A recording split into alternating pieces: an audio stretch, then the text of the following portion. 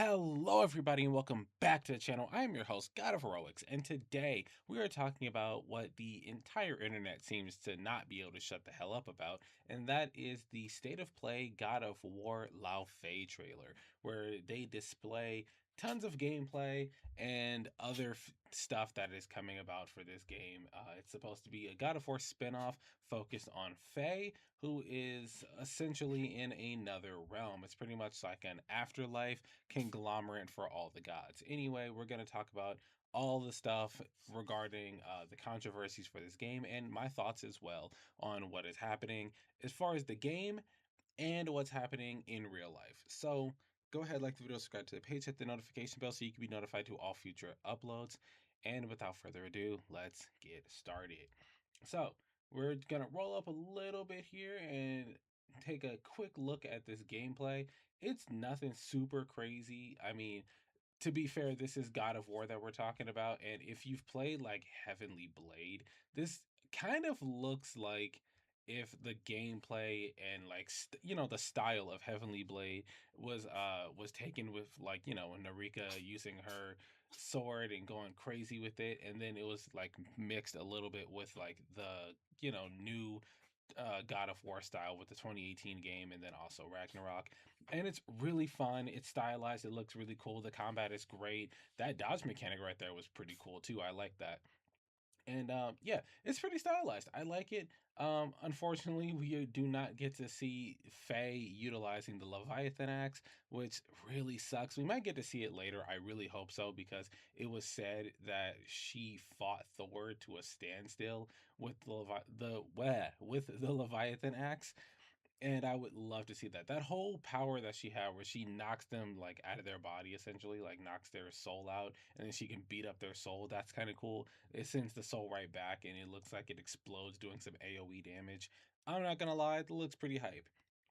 And showing off an ability like that pretty early in the game, or pretty early in the announcement for the game, is pretty cool because that means that as crazy as that ability is, we're going to be getting a lot of other stuff. Anyway, um, the information regarding where she is and why she's being attacked by these gods, there's a place called Everwin, and essentially because I think this is Ifrit, by the way. He looks like a version of Ifrit in Final Fantasy. It looks really funny. But yeah, so basically it's already been established in God of War lore that all the pantheons exist, but they're all within their individual realms and have their own like regions that they pretty much rule over.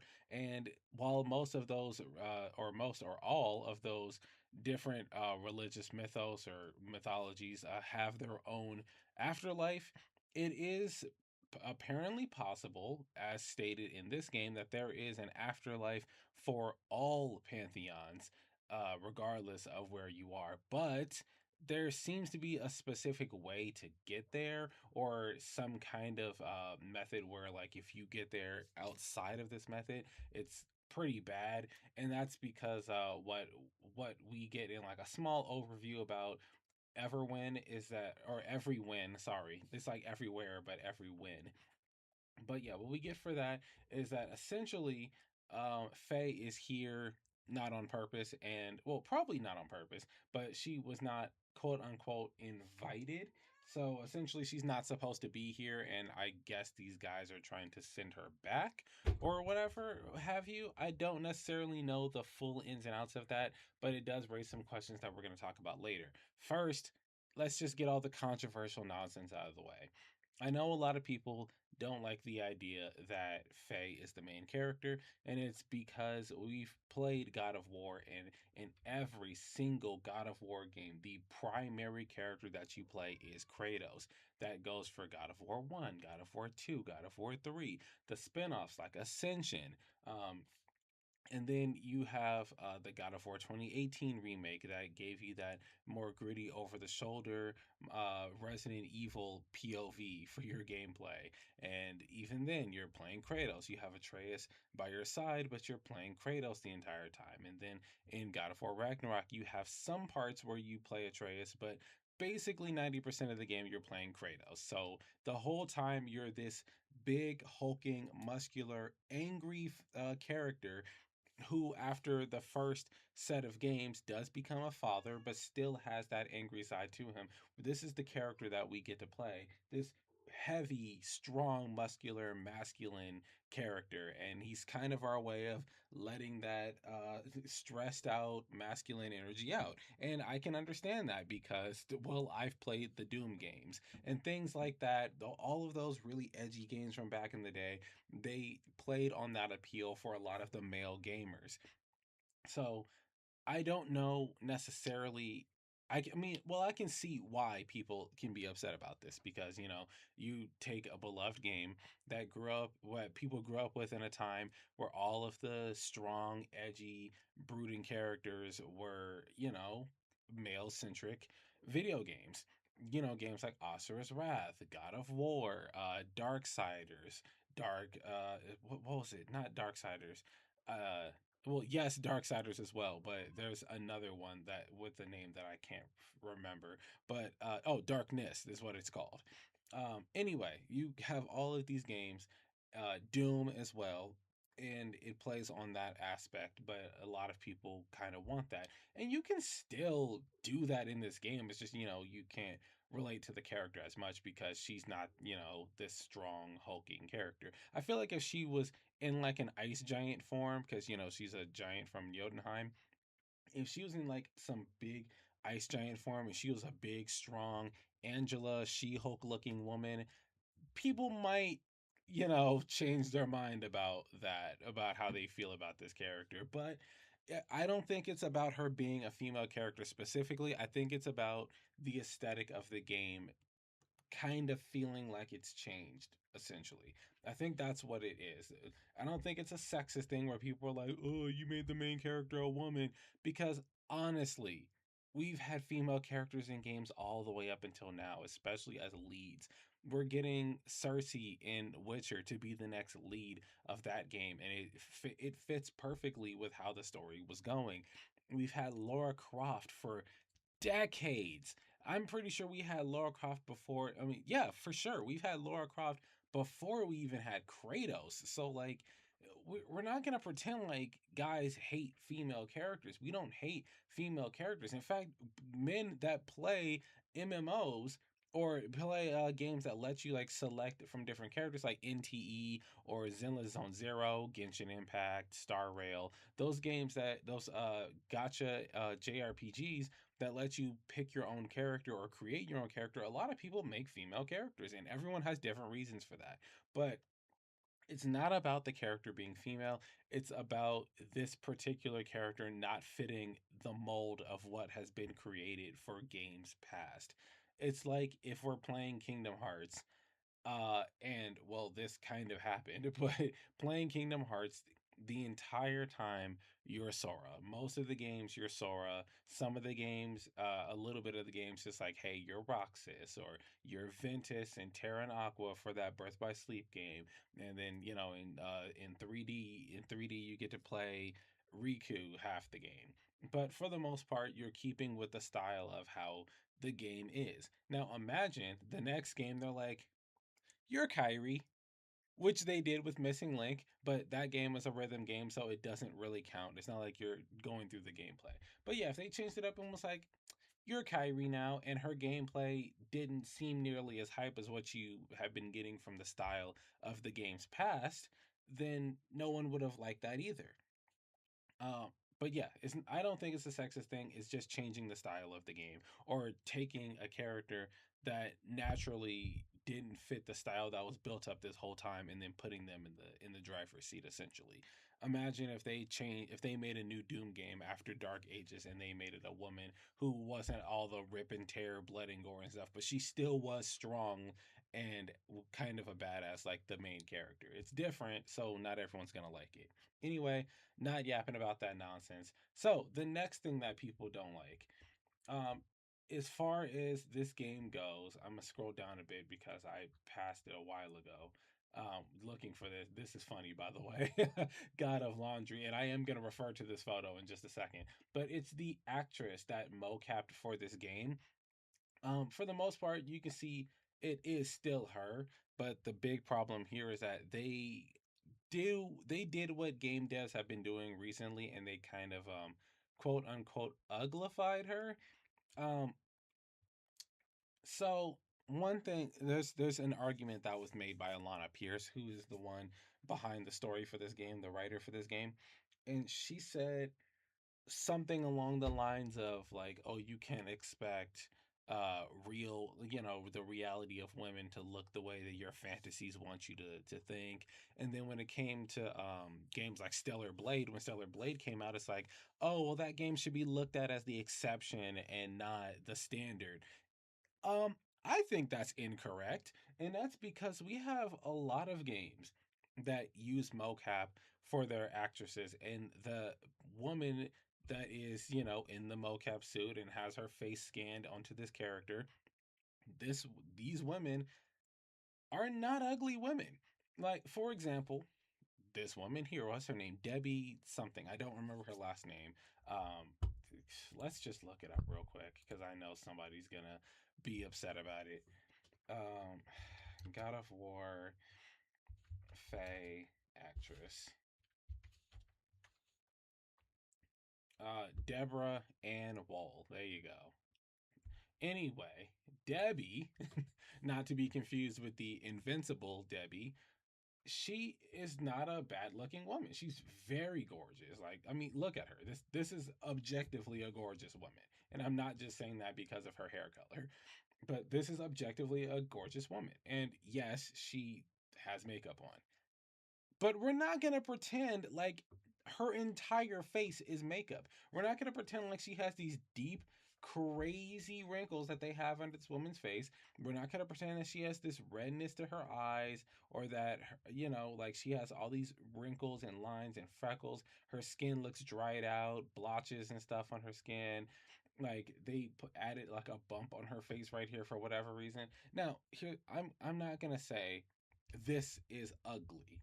This is homely, in my opinion. She looks very homely, but I'm not going to say she's ugly. My personal issue with this is that, one, you should want your characters to look attractive, which unfortunately they choose not to. But if like, you should want your characters to look attractive because people like looking at attractive characters. Like, it's the same thing that we do with video games all the time. Like I said, people that play RPGs make or select the female option.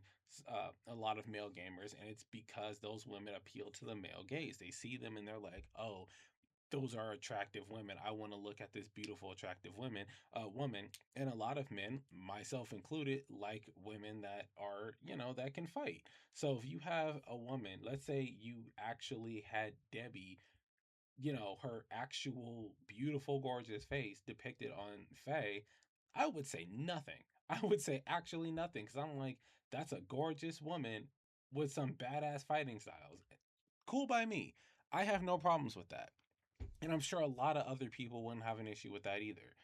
Um, Personally, I think it would have been better if they made a game about Freya, but I mean, like, what she was doing during Ragnarok while hunting down Kratos, or even, leading up to that. Like, you could have started at the end of 2018 God of War and continued all the way through Ragnarok. Whatever. Not my game, not my decision to make, whatever. Faye is not a bad choice. The whole thing about Everwind, we'll talk about that in a second, but we're not on that right now. But yeah, um, just make the character gorgeous. Just make the character look good. Like, again, like I said, this isn't egregiously ugly. And for those of you that disagree with me, might I remind you that Borderlands 4 had some fairly ugly characters. As a matter of fact, let's go look at the Borderlands 4 character roster. Borderlands, Jesus Christ, I hit backspace and it just went equals. Borderlands 4, whatever, characters.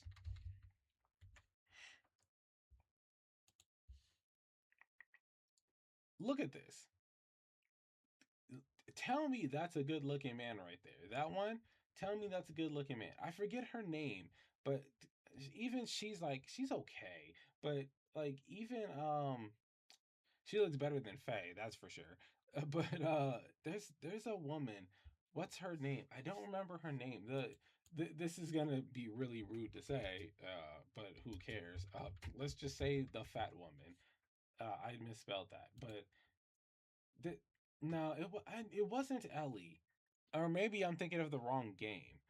Oh, I'm definitely thinking about the wrong game, but this is another good example. That was Horizon. I don't remember Hunter's Gathering. There it is, because it was a Monster Hunter game. This character, you cannot tell me that's an attractive woman. Like they do this all the time. They make unattractive characters and they do it on purpose. Like, God, what the hell is going on here? You know, like so like I was saying, Faye, in my opinion, is not ugly. We've seen ugly characters. She's homely, but she's not ugly. But if they made this look like this instead of doing whatever the hell this is, we'd be smooth sailing, you know? There'd be no problems. But and then what's funny is this the actual sexist picture, the god of laundry, the rinse and repeat epic, she looks prettier in this AI rendition of a sexist joke than she does in the actual game. Like this is way prettier than this. It's I I don't know. I don't know. Like it's interesting. But anyway, we're going to talk a little bit about the game. And the first thing I want to talk about is nothing about Everwin. It's nothing about these other gods. It's this stupid ass character right here. So they have this little box, this jelly cube, this stupid freaking boba lychee square or whatever. His name is Frank, by the way. That's how you know this game is unserious as hell. We are in a universe fully built for decades of characters from different pantheons. Greek mythology, Norse mythology, now we're getting Egyptian and Shinto mythology, and likely others as well, because this is a conglomerate of different pantheons in the same afterlife. And then you just have a box named Frank? You've got to be kidding me. And then and peep this. So I know you guys saw that. So here, When Faye, the golden hand of the Jotnar, wakes up in the Everyone, she you saw that, right? The this cube or whatever gives her this supercharged ability where the energy fulminates on her arm, giving her extra power. You cannot tell me that was not pulled. I swear. This this this stupid supercharged ability looks like this stupid thing. This little cuff, this golden cuff that goes on this girl's arm and gives her like magic powers and stuff. You cannot tell me this is not just a ripoff of that. Like genuinely. finds her own soul-related abilities supercharged. You can hit an enemy so hard that their soul will actually detach from their original body. And from that point on, there's a lot of Again, cool feature. Really cool feature. It's crazy that they're putting this so early in the game because or so early as a reveal because that means that there's crazier abilities to come. But you you cannot tell me this was not an idea pulled directly from there. And then this stupid freaking cube, Frank, her little sidekick buddy or whatever that travels with her. Clearly she gets her sword from him and the bracelet. Like, why does she need this stupid ass sidekick? At least Forspoken makes more sense of their character having that stupid ass bracelet and the magic powers and stuff. It's objectively, say what you will about Forspoken. I am way happier with the outcome of that game than I am looking at this. Like the whole thing with making Faye ugly and then giving her this stupid ass cube with a sword stuck in it and this freaking golden power that he's gifting her or whatever, supercharging her with. I hate it. I fucking hate it. I would rather there just be some legendary weapon like Excalibur or something that from Arthurian lore that she would have to go and obtain, and after pulling the sword from the stone, being deemed as worthy, she has to, like, she gains some crazy powers from it or whatever, and then I don't know, Arthur or Gawain or somebody could like guide her into using the powers of that weapon. That would be really sick. But no, we're gonna give her this stupid ass stupidly voiced box named Frank, completely not taken seriously whatsoever, by the way. Frank. Let me be so clear. His name is Frank. Oh my god. That is the biggest ball drop I've ever seen in my fucking life. Oh my god. Fumble, fumble, fumble, fumble. Anyway, let's talk about Everwin. Let's talk about Everwin. So, apparently, the realm that she's in is called Everwin. And Everwin, oh my god, Everwin is apparently an afterlife for all pantheons that their gods go to.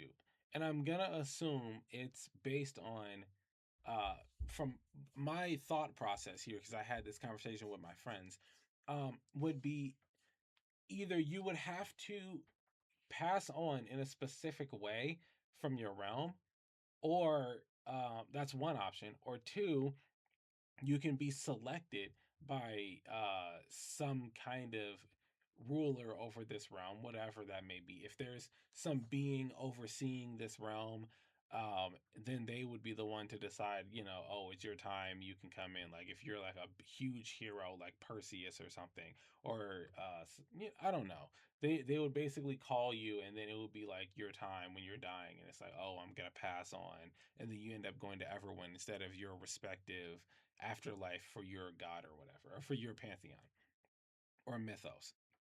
The stupid cube fights too. Oh my god, I hate this. Um,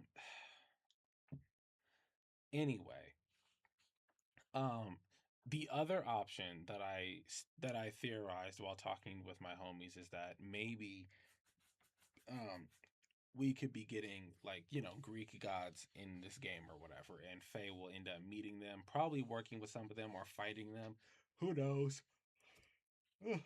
And after, let me get Forspoken out of here. And then after, yeah, so after Kratos basically killed his pantheon, it is my belief that Kratos, because he killed Hades, underworld is gone, and he killed all the other gods. His whole realm basically doesn't exist anymore. So now that those gods are dead, their souls have to go somewhere. And since all pantheons exist at one time, mythologies exist at once, it would just make sense that there would be some kind of collaborative, like, afterlife, because that all their realms exist, but what's between the realms, or what's beyond the realms, what existed before the realms were created, because each realm obviously would have its own origin story from its own mythos. So it would make sense to some degree that there would be some collaborative afterlife, much like this, where they would all go if they, for whatever reason, do not have access to the afterlife that is put into their individual realm. So, like the afterlife in their world, for example, the underworld in Greece mythology would be considered the primary afterlife that you would go to, because you're in that particular realm. So it's like, hey, let's prioritize the afterlife here. But then, if for whatever reason you're outside of that, or you're not able to access that realm, then Everwin is the next best place that you would go to, because you're no longer being tied to the afterlife that is from your specific pantheon. Now, would your chosen underworld be based on what mythos you're currently in, like what realm you're currently in, or would it be based on what realm you're from? Oh my God, Sayu is hosting Uno No Mercy with Genshin VAs. Anyway, sorry, it's the live on Xbox. I think it's behind my model. You guys can't see it, but anyway, I don't know if it would be based on whatever realm you're in, or if it would be based on whatever realm you're from. For example, like if Faye was to travel to, like, the Shinto realm and then die there, would she go to the Norse afterlife, like Valhalla, if she died in combat, or would she go to the Shinto mythology's afterlife? But that's unimportant. What I'm saying is there's different ways that they could get to Everwin, every win. I keep saying Everwin. I keep saying that like Neverwinter. Um, but every win. So whatever could be going on with that, it is what it is. Who knows what's going on?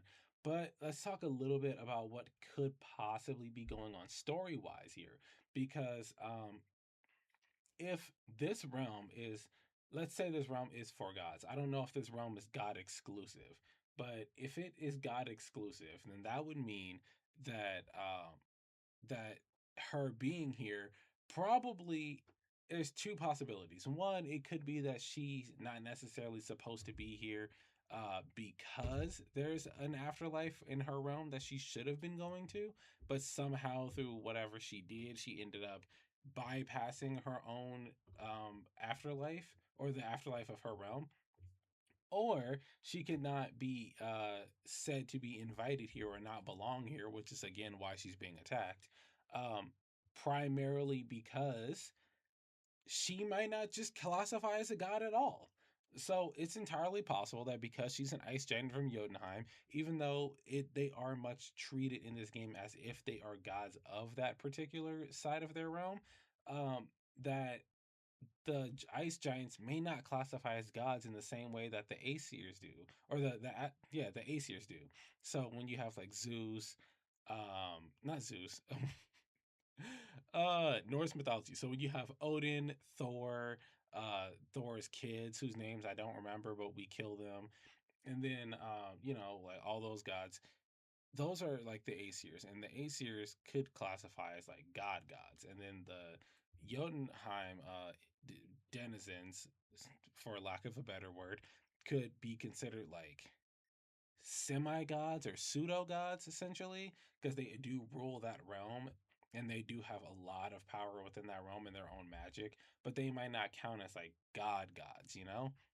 So maybe somehow she got there and she's not supposed to be there, so now they want, they're after her, trying to send her to where she's to the afterlife she's supposed to go to, or to potentially return her to the realm of the living.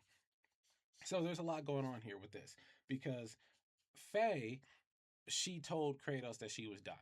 We don't necessarily know why she was dying, but this is sometime after her fight with Thor. So one of my friends was saying that it's possible that she was poisoned, or cursed or something like that by Thor in their fight, or by Odin, who may have overseen the fight. And because of this, she was on the brink of death, and she would have laid out a specific set of instructions, because we do know from the 2018 God of War that she's the one who set the whole plan into motion for Kratos and Atreus to go traveling together, to bond, and to also make it to Jotunheim, the highest peak of Jotunheim, and spread her ashes across her realm. So it is also shown to us that she has this soul stone, essentially. It's like a little stone that giants can pretty much seal their souls into, which is, I don't think I had to explain that, but I'm sure we got Marvel fans in here who would have been like, she had the soul stone? But what? How? Anyway, she had a soul stone. Atreus has it. And it's empty. And in Ragnarok, we talk about how it is potentially possible to revive ice giants using their soul stone. And this is talked about with Atreus and his little girlfriend, whose name I can never remember, but it starts with an A. That little girl that he met when he, during that gameplay portion, where you got to fight the other giant. So, because it is possible to revive giants, it might have been her plan where she could have been trying to revive her entire race. Maybe, in my opinion, my idea is that having them spread her ashes from the highest peak of Jotunheim could, in a sense, spread her entire essence across her realm, which would then make it so that the magic that she hosts could have a larger range, and that range would be most or all of the realm. And whatever magic she could have already positioned, because she might have left sigils or something somewhere to be activated when under certain specific, I don't know, specific requirements. And once those requirements are met, then her magic would activate, reviving her or reviving the rest of the giants. So, with her dying, maybe something happened there with the curse or poison or what have you that could have interrupted that or altered that pretty much. Or she did something wrong, and upon her dying, or trying to seal herself in the Soul Stone, her soul ended up moving on to everywhere or everyone, and now this is where the game would pick up. I also hear that this game takes place during the 2018 God of War series, so it's running parallel to Kratos' story.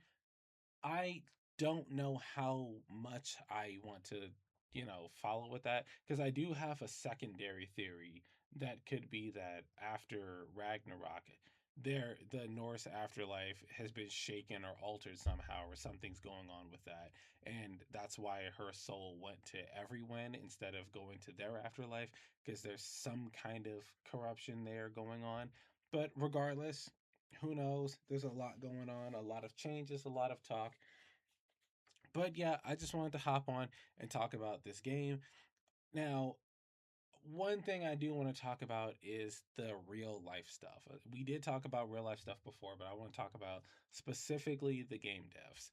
So, the guy who I will not remember his name. I promise you, remembering the names of real people is probably way harder to me than remembering the name of fictional characters. But the this the guy who created the God of War series, who basically took the idea and created the first several amount of games. He's no longer working on the God of War project, but he himself saw the trailer that played at the State of Play, and he said the game didn't look good. In his opinion, he thinks it looks crappy. It looks uninspired and boring. I don't see that vision, because when I look at this gameplay, and again, when I look at this gameplay, here, let's play it. I'm gonna mute it. But when I look at this, I'm like, oh hell yeah! Like this is hell yeah as hell for me, bro. Like that's sick as hell. Even later on, like later on when she's fighting this mug right here, like this Agni, hey, where the hell is Ridgera looking ass? Good for all the DMC fans, by the way. I'm like, what is going on here? Like, it is crazy. The scenery looks good. The way he summoned his sword was sick, powering up with the flames, and you can see that like her outfit is getting like dirty and dingy from all the fighting that they've done, getting dragged around the ground and smashed into like the walls and stuff. Frank, I hate you. Go somewhere. But this doesn't look that bad to me. So I mean, it's a little floaty. Like she has air combos and stuff, but I'm just gonna say, air magic or whatever. She maybe, or that's just how the game is. Anyway, um, I don't know so much as far as like the story goes, but Alana Pierce, who is the writer, the one who wrote the story, according to her, she was writing this, I think she said like 4 years ago or something like that. She was working on it for like 4 years on the game. But apparently at some point she was taken off the project or was not the primary person on the project anymore. So she says apparently, allegedly, that the story and some of the elements are different from her original vision. Now, to me, that sounds like damage control, because she didn't say any of this until after the game was getting bad reviews. If she had said, "Hey guys, State of Play is gonna show a trailer for God of War Lafe. However, just know that I haven't been on this project for a few years, so even I don't know what it's gonna look like." Then I'd be like, all right, at least she's covering her ass there. She's letting you know, like, hey, I don't know what's going on, so we're technically watching this together. But because she waited until after people gave it such bad flack, it's like it fe- it's it feels like disingenuous. It feels it's like she's being disingenuous. But this could just be her covering her ass, basically. At the same time, I personally feel like if this is true and this is not her vision, or it's not completely her vision, or some parts were taken out and changed for whatever, I want her to explain that. So obviously, I don't want her to give spoilers for the game. Don't just be like, "Oh, well, I wrote this." Like, for example, don't be like, "Oh, I wrote." Well, like what I said earlier, I wrote that Lafe is gonna find the sword in the stone from Arthurian lore, and the idea is that when King Arthur died with it, that his soul bonded with the sword, and it allowed the sword to pass on to everyone. And now she's gonna obtain the sword and be worthy, and blah blah blah. And then she's like, "Oh, well, they changed it to Frankie giving her a magic sword." Cool. I'm glad you explained that. But here's the thing: I don't think she's going to. And it's because no one does. Literally none of these game devs do. Whenever they say something like that, like, "Oh, this isn't the story I imagined," or "Oh, we had to make some changes for blah, blah, blah, blah, blah," they never explain what the changes are or what the original vision is. So, for example, Butch Hartman, the guy who made Fairly Odd Parents and Danny Phantom, and, you can tell by his art style what shows were his. This guy, he has a YouTube channel, and on YouTube he responds to theorists, he responds to reaction videos, he responds to reviews and all sorts of stuff. And he talks about his shows, and stuff that's going on with them. He debunks theories. He talks about, oh, like, oh, well, that was the original idea and stuff like that. He goes over all of this stuff. So he's talked in full length about, like, different aspects of his shows, like Danny Phantom, and how, why the art looks the way it does, or why it's inspired the way it is, because he just fell into that art style after Fairly Odd Parents got so popular. And he'll talk about the story, like, oh, originally this was going to be my vision for Danny, but we changed it because it was too dark. Or I was going to have this be a rule in Fairly Odd Parents, but then we couldn't make that work in the story. Or we, like, stuff like that, like skipping some of the rules or ignoring some of the rules for the sake of making the story interesting. He talks about all these things. And I wish that game devs would do the same thing. If you just pop up a quick YouTube video or make a Google Doc and say, "Oh, this is what I was going to do with the story, but now I can't do that, or we had to change it because of whatever, or time constraints, blah blah blah blah blah." Then great, do that. But when you just tell us, "Oh, well, yeah, it looks bad, but this isn't what I originally imagined. They changed some stuff." That sounds like a cop out. It really just sounds like a cop out, like you're trying to save your own ass. Like when this game inevitably flops, you don't want people to not hire you because you're the one who wrote it. You want them to be like, "Oh, well, somebody else was responsible for that, but I can still work on different projects?" Anyway, that being said, I don't plan to skip this. What I'm gonna do, what I always do, I'm gonna watch some gameplay for it. I'm gonna watch some bigger YouTubers play it. I'm gonna watch like Cub Scouts. I'm gonna watch Corey Kenshin when I swear it's a prophet. I'm prophesizing it now. He's gonna come back for this game specifically. If he doesn't come back sometime between now and the release of this game, he'll come back for the release of this game and make videos, probably two or three different videos on God of War Lafe. Um, but yeah, I'm gonna watch some people play it. If I'm starting to enjoy it, like the gameplay, the abilities, the world building, even the character Faye herself, I might go ahead and buy the game. If the game is anywhere from, like, in my opinion, a 7 out of 10 and higher, I'll buy it. If it's like a 5 to 7, maybe I will wait till it's like on sale or something.